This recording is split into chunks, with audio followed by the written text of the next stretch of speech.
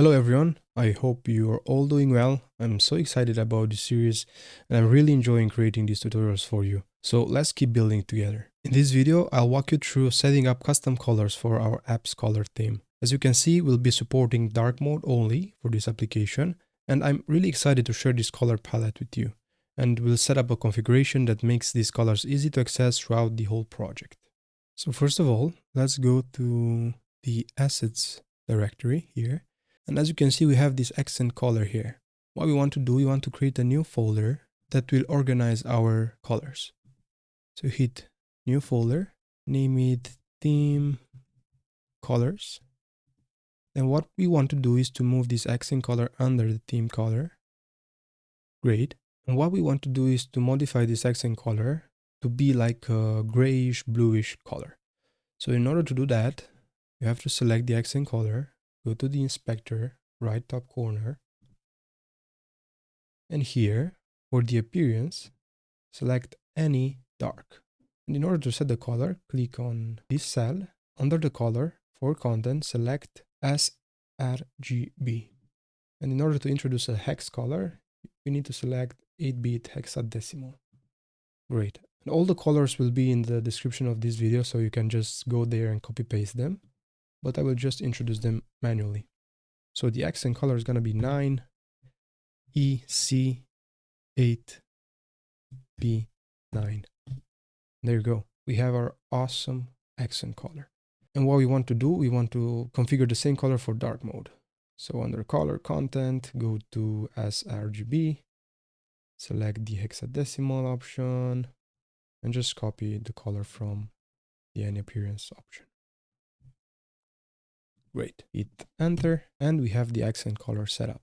We set the same color for both options to ensure our app consistently uses our chosen colors, without allowing the system to adjust them based on light or dark mode settings.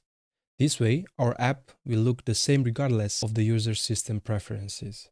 Okay, let's get going with the following colors. So, new color set, we should name this BackgroundColor.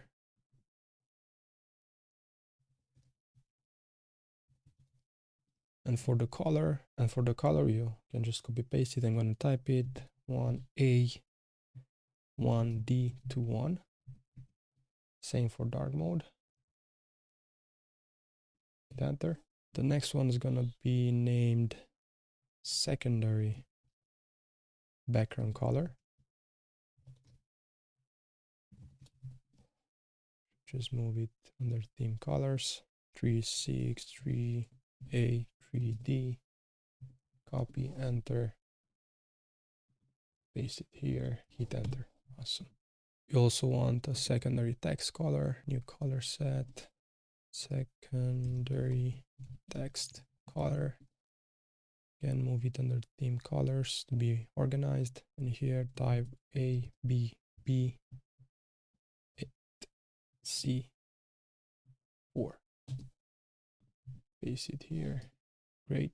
And the last one, new color set, it's gonna be WhiteColor. It's going to be a washed kind of white. Here, type FE, FBF3.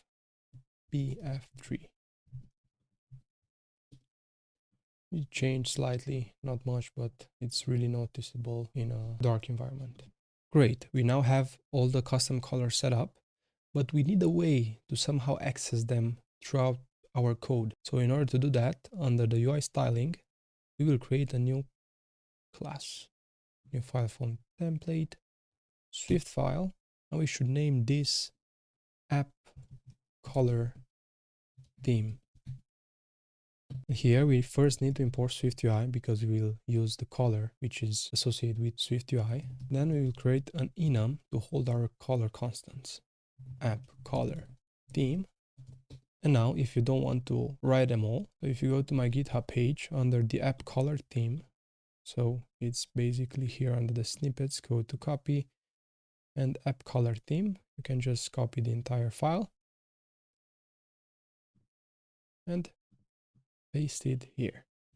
What's happening? Basically, we just associated each color that we declared in our assets folder with the code equivalent of that color. So now anywhere in our app, we can just say appColorTheme.BackgroundColor or the secondary color, right? And this way, no matter where we are in our app, we can change color of our texts or views or containers.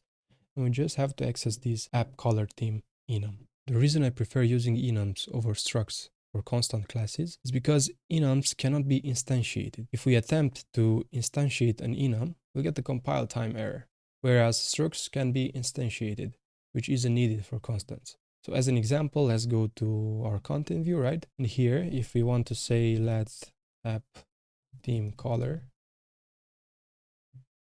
equal app color theme, we will receive an error for this. Cannot be constructed because it has no accessible initializers. But if this app color theme would have been a struct, then this will not be yielding an error. And it's not that a huge problem, but I really like to have this organized and avoid the culprit of having this class to be able to be instantiated all over the project. So maybe it's just a personal preference, but looks a bit cleaner for me this way, and Swift lets us do this even if we technically don't take advantage of the enum, because these are just constant with static let and just accessible throughout this And one more thing that we need to do is to just move this content view under the home feature and under the views subdirectory. And because we are here, we could also just rename this. So refactor, rename failed. Of course, Xcode does this many times. So we have to do this manually. Home view, copy this, rename this under the preview macro. And also the file name. So enter, paste, home view. Great. And now we've got an error at the entry point of the app. So under the Mood Scribbler app, instead of content view as it was before, we need to just hit home view and the error should disappear. So let's just test that our color configuration works fine. Let's connect the preview. So it is connected. The first thing I noticed is that our accent color works fine. This glow before was blue, but now our accent color is that greenish or bluish color, and it automatically changed it. Why is that? Because in our assets folder, we have this accent color, and the naming is really important, because if we change the name here, the accent color won't work as it's supposed to be. So in order to convince you of that thing, you can go to build settings and search for accent color. So that's how Xcode makes the connection between this global accent color name and our assets color set that we have here. So really important, this name here, make sure it does not have any typos in it and should be working just fine. So yeah, another thing you can do to really make sure that this configuration works fine, you can just change the foreground color of this text. So let's make it bold to be more obvious for us. And here just type foreground style app theme color dot SecondaryTextColor. And there we go, the text changed the color, and now we know 100% that our color configuration works fine. And this is the beauty of having a custom color theme enum. We can access this anywhere in our app. It's easy, it's organized. We don't have to type custom hex colors here or have any converters. We just put every color that we need here in our app color theme, and it's gonna be accessible in our entire app. That's it for this video. I hope these practices taught you something new and gave you a fresh perspective on organizing your code effectively. In the next video, we'll dive into building the UI. I know it took a bit to get here, and I totally understand wanting to jump straight to the UI. I'm the same way, but having a well-structured project is worth the groundwork we've laid so far. The fun part is coming, so stay tuned, and thank you for being here.